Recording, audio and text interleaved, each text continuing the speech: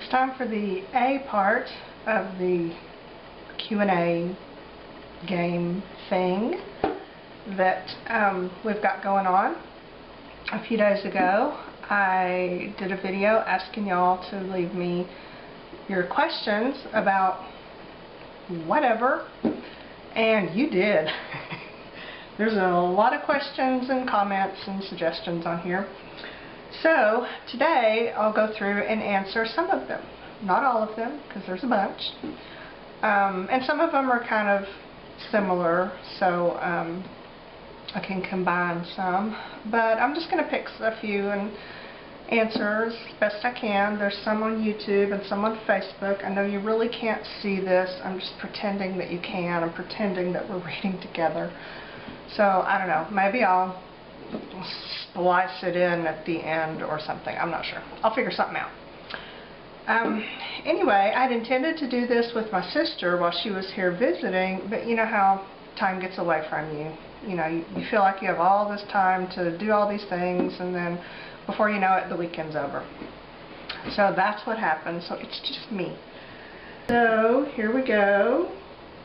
Let's start over on Facebook. There were, my videos show up on my Facebook wall, and I usually get a handful of comments over there, and there were a few. So let's see what we have here. There were several questions that were kind of along these lines. How did you get started doing YouTube and why? And ever since I saw those questions, I've been trying to think of how I got started and why, and I can't remember. Seriously, cannot remember. It seems to me like I was watching some videos and maybe I ran across one. It seems like I ran across one that was somebody showing how they filmed their YouTube videos, and maybe she was like using her camera phone. And I thought, oh, well, I've got one of those. I think I even have a tripod. I bet I could make this work. I think it was something along those lines. I really had no reason. I didn't have like a big project that I wanted to share or anything. It was just oh, look, she can do that. I wonder if I can too. Which is kind of why I do almost everything that I do. I see someone else doing it and then wonder if I can. So I started making videos. That was back, let's see, there was another question about that. I think that was back in June of 2012. Somewhere right around in that area is when I did the first one. FYI. Okay, let me see. Have you been to Australia? No, but it is on my list of places that I really, really want to go. So I might look you up when I am there. Glennis Adams. Lonnie wants to know, where does green pigment come from originally, and are there such things as purple potatoes? Yes, there are such things as purple potatoes. I've seen a purple potato, I think. I'm pretty sure that I have. Where does green pigment come from originally? Well, originally green pigment came from probably, I don't know, grass, because it's green, and when you slide on it, you get grass stains, which are green. But green is a secondary color. It's not a primary color. It's not the, you know, red, yellow, blue. I'm willing to bet maybe, since, you know, green is what you get when you hug blue and yellow, according to Barney. So maybe it's some of the blue pigment from the sky got mixed with yellow pigment from the sun, and that is how the green pigment was formed. Yes, that sounds logical. Write that down. Okay. Lisa wants to know when I'm moving back to Lafayette. She wants to know that about once a week. And about once a week I tell her, don't have plans to anytime soon. Let's just see what happens. I miss my Lafayette friends. Erica wants to know, what projects do you use all your paper beads in? I use them in projects where you would use regular beads. Really, you can use paper beads anywhere that you would use a regular bead. Just because it's paper doesn't really make that big of a difference. So use it like you would any other bead. there you go. Okay, let's hop on over to YouTube. These are the comments on the question video that I posted. And let's see what we have. Lisa X wants to know what happened to the telephone book journal where, I gessoed the pages together and they came out looking really cool. Have I used it? Where is it? It's sitting on a shelf over there in my little library nook thing. Have I used it? No, I have not. Does that mean I'll never use it? No. It just means I haven't been inspired to use it so far. So it's waiting for me. It's there when I'm ready. Let's see. What was the first crafty thing I ever made? At what age? And what moment did I realize I had an obsession, so to speak? What are your thoughts on world peace? This is from Dawn Connolly. My thoughts on world peace are that it's good. Those are my thoughts. The other thing, I got several of these. The first crafty thing I did, how did I get started? How did I know I was crafty? Was I born crafty? Did someone teach me to be crafty? Do I have any crafty mentors? Let's just lump all those into this one answer. I think that I realized I was crafty when I was probably about 13 or 14. Because I saw this show on TV from this new person. She was this new crafty person that was out, and she had this television show and everybody was talking about her, and her name was Martha Stewart. So I started watching her and just thought she was the most awesome person ever. And then everything she did on her show I had to try. And then she came out with this magazine, which I subscribed to like before they even printed the thing. And stayed subscribed for a couple of years before I decided that she was a total freak and I really didn't need to be imitating her. Because, oh my gosh. Yeah, she's crafty, but she needs medication. Can I say that? Yeah, I just did.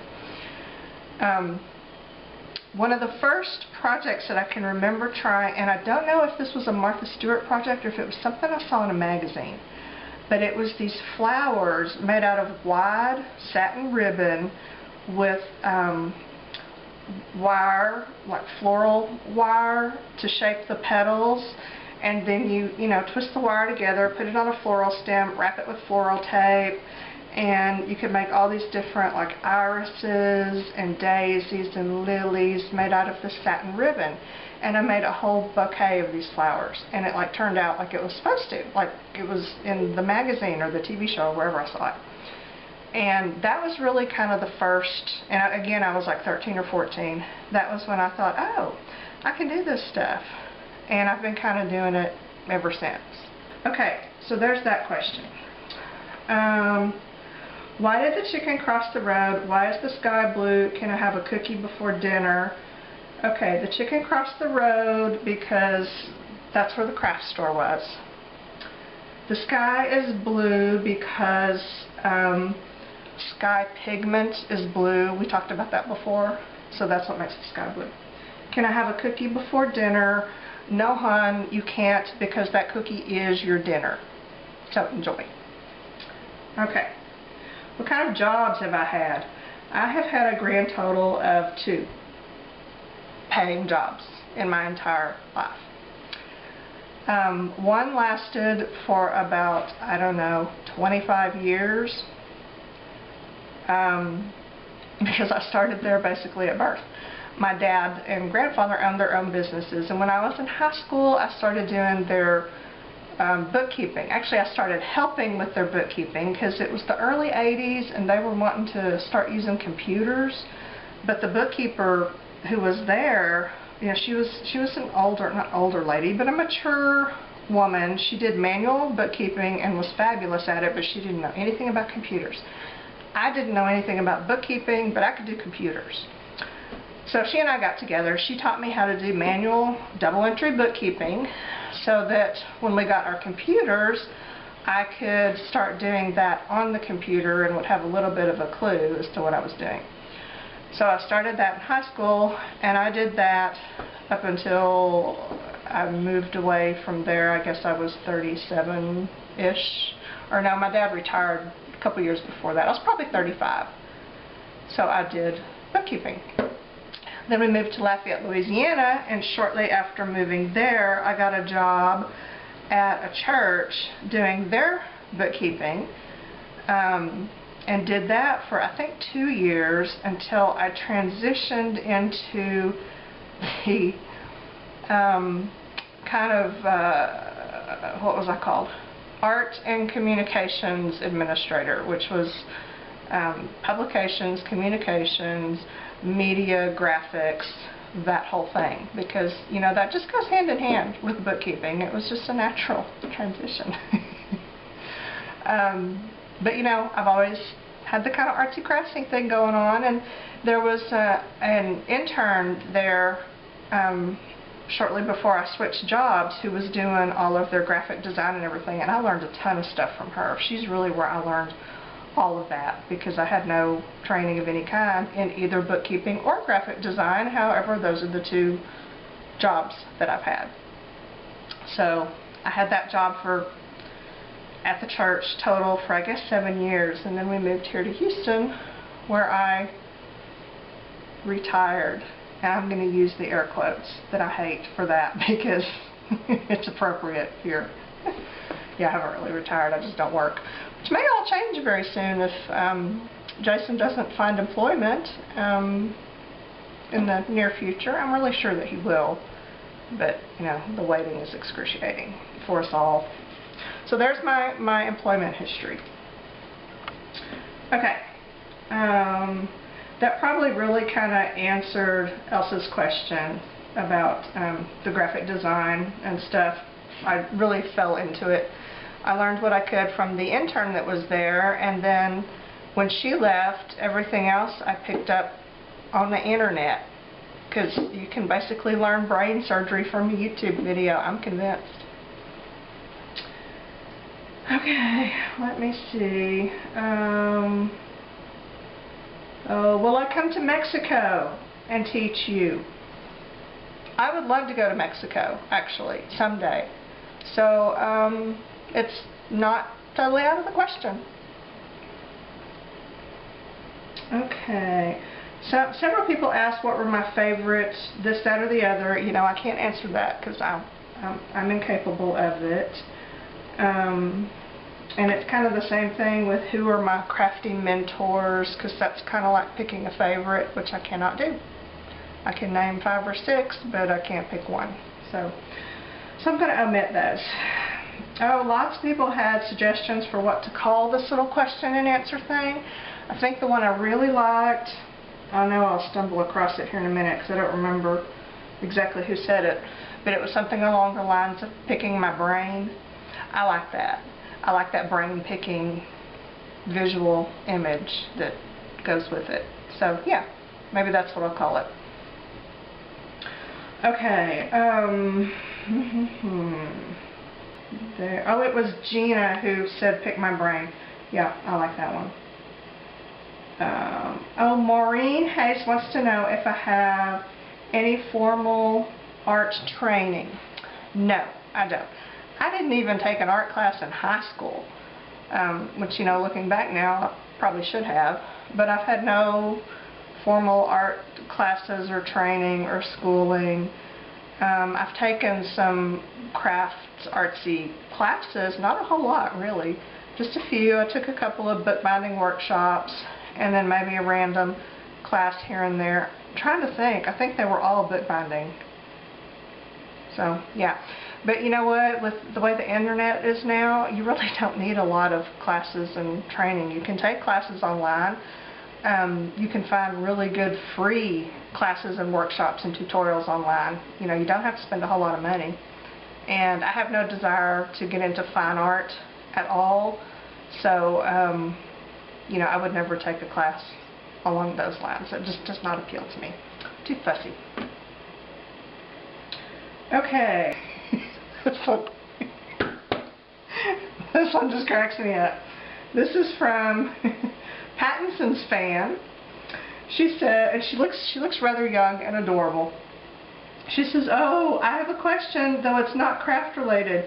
Is your hair from the 80s? Jason's in there cracking up over that one.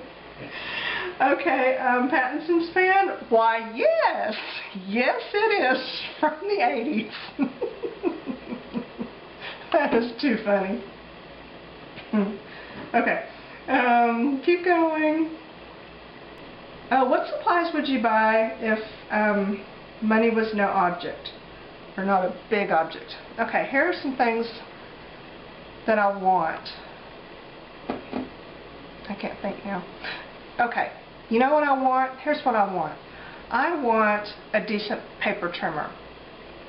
I have, the last one I bought was the Fiskars, you know, with the wire. I've shredded 2 wires so far. I haven't had the thing a year maybe.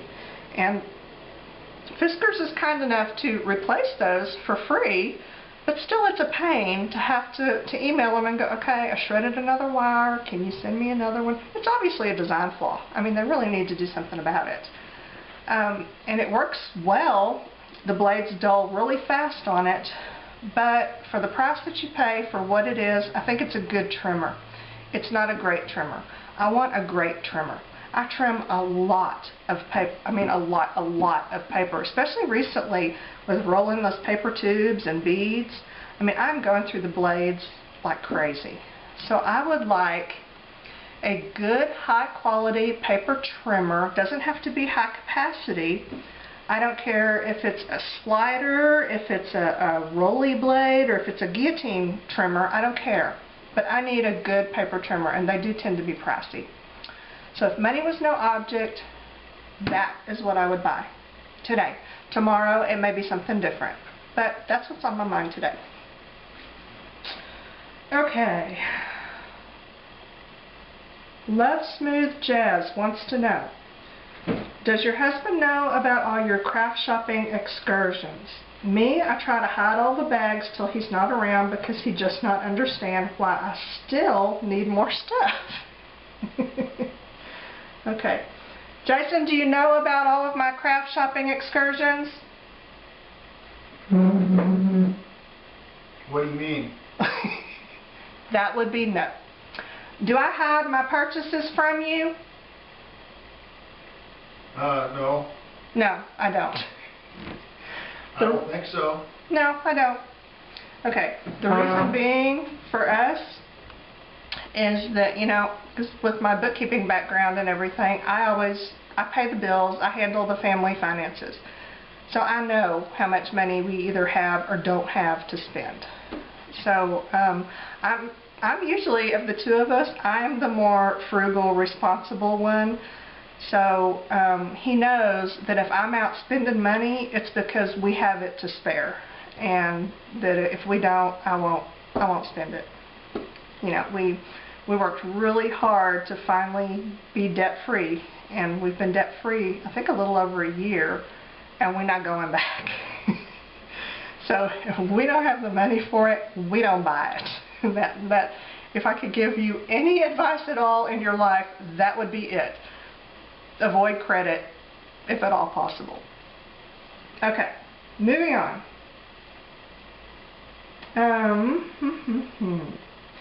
Oh, Lou Jean says, have you ever had a dream about swimming naked in the Hearst Castle indoor marble swimming pool with Jimmy Stewart discussing the meaning of life?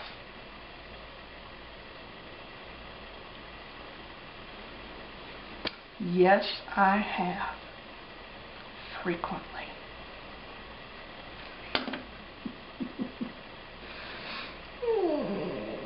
Why do some crafters glue a bunch of stuff or paint a whole wonderful background and stencil, etc., then end up gluing a whole bunch of stuff over the beautiful background and covering up layers and layers of pretty lovely materials, ephemera, laces, etc.? Sometimes they end up painting over everything with black paint.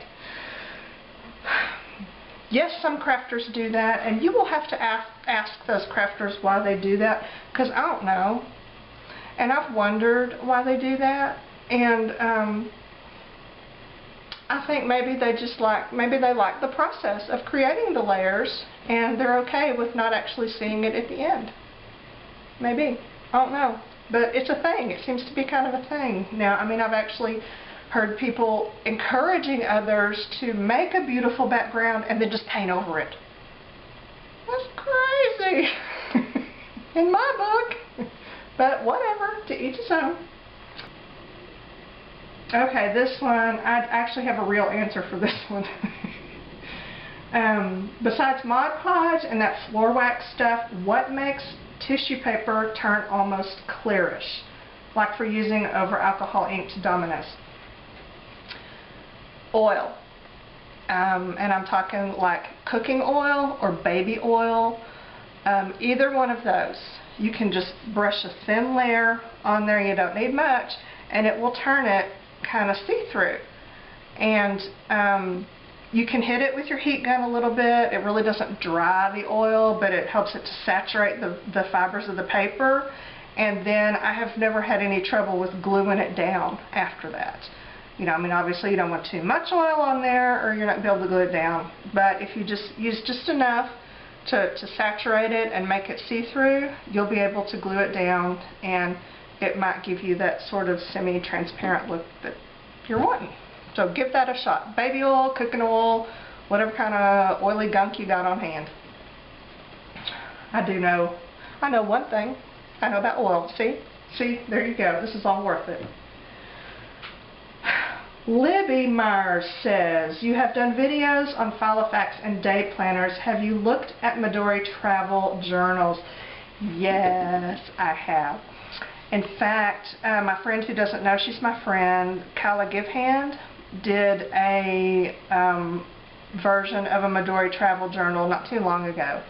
And that's something that I really, really want to do. It's on my list of things to do eventually. So when I get around to it, I'll video it and we'll see how it comes out, because those are just awesome journals. I love those. This is my friend Victor, who is Ukrainian. And he says, how often do you work, take the ideas of others, and how often ideas regarding future creative projects are born directly from you? I communicated with Victor off and on recently, so I've got to where I can understand him pretty good now, which really excites me. In answer to your question, Victor, my ideas almost always come from someone else. When I can remember who that someone else was, I always give them credit. If I don't give them credit, it's because I can't remember where I saw it or whose idea that it was. But I would say 99.99% of the time, everything that I do is inspired by something that I've seen from someone else. It might not be an exact replica, and it might be just a little part of what they did included in what I do, but I rarely have just a completely original Shannon idea. And I'm okay with that. You know, I'm okay with people taking my ideas and then running with them and making them their own. So, yeah, I think that's what it's all about. We share stuff. So, there you have it. Blackberry Forest. She's always curious about my neighbor and what he's up to since I told y'all about him cleaning his roof. She wants to know, how often do you find yourself peeking out the window to see if he's up to something weird? The answer is every day. You just never know what you're going to find out that back window on a daily basis, so I check up on him pretty regularly. He has not been up to clean that roof in months. I mean months, and it is just atrocious up there. There are leaves everywhere on his filthy roof. You know, he has really let his roof go. I don't understand it. But he does barbecue in his backyard every now and then. We have the advantage of living in a two-story house, and his house is single-story, so I can go upstairs and pretty much look straight down into all his business down there. So there you have it, and that's what I do, because I've really got nothing better to do. So yeah, I just keep tabs on what's going on in the neighborhood. I'm like Gladys Kravitz. Okay, Angie Gal, who just cracks me up. She says, any chance your daughter would make an appearance on a video? No. I asked her. No. She is definitely not an in front of the camera type girl. And I don't understand why, because she's beautiful. But she is just, she's very shy and doesn't really like calling attention to herself. So go figure, I don't know. So I might be able to talk her into a small appearance someday, but it won't be much. Okay, I'm stranded on a desert island and I can only take 5 art supplies with me. What are they? Okay, this is close to one of those what's your favorite questions, you know, which I really can't answer. But this intrigues me. So, I'm going to try it. I have to take 5 art supplies. I want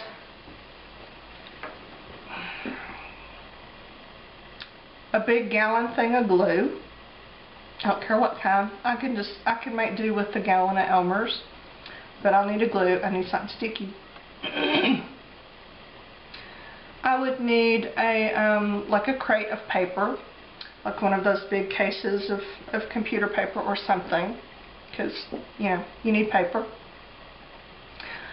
I would need oh gosh, I would need some markers, some Sharpies or something similar. Okay, if I'm on a desert island, maybe even just a case of black Sharpies. That would make me happy, because then I could doodle. So I've got my paper, I've got my glue, I've got my Sharpies. I need 2 more things. Let's do a paper trimmer, not scissors, because, you know, I'm fine with ripped paper. But some kind of paper cutter where I can make,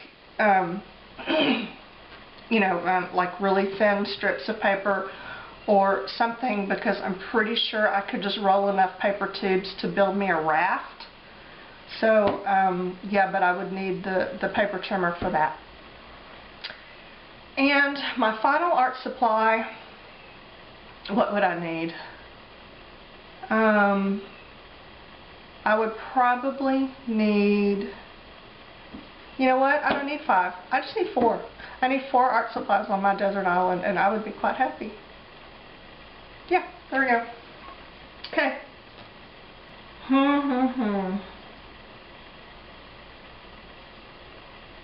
What is the craziest or weirdest thing that I've ever altered? Ooh. Okay, back in the day, you know, I don't know what day that is, but it's that day that everyone talks about when they say back in the day. Back in the day, this was before anthrax and 9/11 and all that, we used to do these swaps called Torture the Post Office, which after a while some people started thinking sounded kind of cruel, so they changed it to Tickle the Post Office, but that was just ridiculous because it's torture, trust me. And we would just mail really crazy things to each other. Because basically, I don't know if the rules have changed, but back then the rule was if you could attach postage to it, the post office was at least required to attempt to deliver the item. It didn't have to be wrapped in a box. You know, nothing special. If you could just stick postage on it, they had to send it, or at least attempt to send it. So we would send things to each other like an inflated balloon, a giant bra. That's one thing I remember. One thing I got in the mail was a child's porta potty filled with a baby Ruth and a roll of toilet paper and an anatomically correct stuffed rabbit, which I still have because it cracks me up. Let's see, what else did we send? I say we, this was a group of friends that I did this with. A plunger, a brick. Styrofoam head. Yes, the styrofoam, like a wig head, styrofoam wig head. A shoe. Oh, a hat. Gosh, I can't remember. I can't remember what all we used to send to each other. And, okay, is this weird? But I can't remember which ones of those things that I made and which ones I received. because this was like 20 years ago. And it was all so fun, and I honestly can't remember which ones that I was responsible for making and then which ones that I received. So, yes, there you had it. But somewhere in there are some items that I altered, and we would kind of alter and decorate the whatever it was that we were sending to each other. There you have it. I did make one time, this is one of my husband's favorite cards that I ever made, and this was early on, you know, I'd say maybe early 90s. I had a rubber stamp of an eyeball that I stamped all over a piece of cardstock, and then I covered it. At the time I wore disposable contacts, so for like several months I kept my contacts, my disposable contacts. I just set them on the ledge in the bathroom and let them dry out. I know, it's kind of gross because, you know, it came out of my eyeball, but it dried out. They were fine. And they get kind of hard and almost glass-like, really. So I took all of these disposable contacts and then I put them on the card over the stamped eyeballs, and then I put a coat of like, just a really thin coat of, I think I used like an Envirotex resin or something so that the contacts wouldn't break. And I had a contact lens card, which was a little weird, but I loved it. You know what, I don't know what happened to that card. I kept it forever and ever. I might have ended up sending it to somebody. I don't know. Okay, moving right along. Okay, Terry wants to know, she says, I'm curious if you used craft acrylics or the better golden products, talking about painting. Excuse me. And on the magazine pages and journal page backgrounds. She wants to know which I prefer. This is easy. Craft acrylics all the way. Even latex house paint. I would choose latex house paint over golden or Liquitex products. The reason being, they are too dang expensive.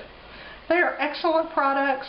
They will last, but I cannot pay $15 or $20 for a tube of paint. Now, if I was into fine art, I was displaying my stuff in a gallery, it would be different. You know, I would buy the good products for that. But I am making mixed media journal pages, for Pete's sake. What do I need with a $20 tube of paint? I can go down to Lowe's and for $5 get me a gallon of Oops paint. It's just a no-brainer. I probably have, I don't know that I have any golden paints. Now they're medium, some of their mediums and things like that, yes, I will use. Because, you know, they just, you don't really have a choice. It's an art supply and it's going to be an art brand. But I think I might have one or two Liquitex paints, maybe some liquid acrylics, and I don't think I have any golden. And the only reason I have those Liquitex acrylics is because I got them off the clearance rack at Hobby Lobby. They were only a couple of bucks. So if I have any good art quality paints, it's because I have found them really cheap on a clearance rack somewhere. I will never pay full price for them, ever. For me, it's not necessary. You know, I'm not into that wanting to make my journals last forever. My stuff doesn't really need to be light fast because it's not out in the sun. And I just don't need that high quality. So I don't spend on it. And it's really a matter of personal preferences. You may want to spend 20 bucks on a tube of paint to use in a mixed media project in your art journal, and if you've got that 20 bucks, I say go for it. You know, do it. But for me, I would just rather put that money someplace else. So I use my little Apple Barrel craft paints. Love them. I can get them sometimes 50 cents. I can fill up a shopping cart full of tons of colors of Apple Barrel craft paints for the same price that I could buy for one tube of golden paint. And for me, that's what works. So that's what I do. Okay.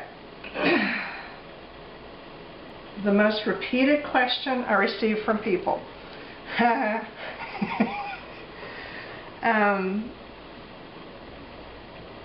It's kind of there's one question I get, and there are lots of variations of the question, but it always starts the same way. What do I do with? What do I do with the painted papers? What do I do with the paper beads? What do I do with this junk journal? So it's that kind of question, you know, what do I do with it? And those are so hard for me to answer because you do with them what you want to do with them, and who says you have to do anything at all with them? You know, that's my thing. If you get the enjoyment out of making it, it matters not to me whether I do anything with it or not. I can use it, I can sell it, I can give it away. It doesn't matter because I got my enjoyment out of the process of making it. If you feel guilty about making something and then not getting any use out of it, you just need to get over that. You just really need to get over that. Because it's not a waste. You haven't wasted your time or your money and materials if you got enjoyment out of the process of making it. And in the process of making something, you can't help but learn stuff as you go. I mean, you're going to, find an easier way to do something, or pick up a little tip or trick, or find something that works for you. So it's beneficial. So I try to encourage people not to get too hung up on what you do with it. Do what you want with it. I can't tell you what to do with it. Do what makes you happy. Okay. What is the purpose of life? Well, it's to make stuff, obviously. I think we've covered that. What would an art supply store be like if it was the perfect art supply store for me? It would be one where everything was free. That would be perfect for me. And the final question, have you played with your jelly plate yet? No, I have not. But I have been preparing things to play with it with. So I'm ready, and in fact, that's what I'm going to do once I finish this video and get it uploaded, is go in there and mess with my jelly plate. So I'll get started on that. So let's just wrap this up and call this finished on our first question and answer game time together, whatever. And we'll do it again sometime when I can't think of anything else to make a video about. We'll just do questions and answers because this was fun. I thought it was fun. I hope you did. It was fun for me.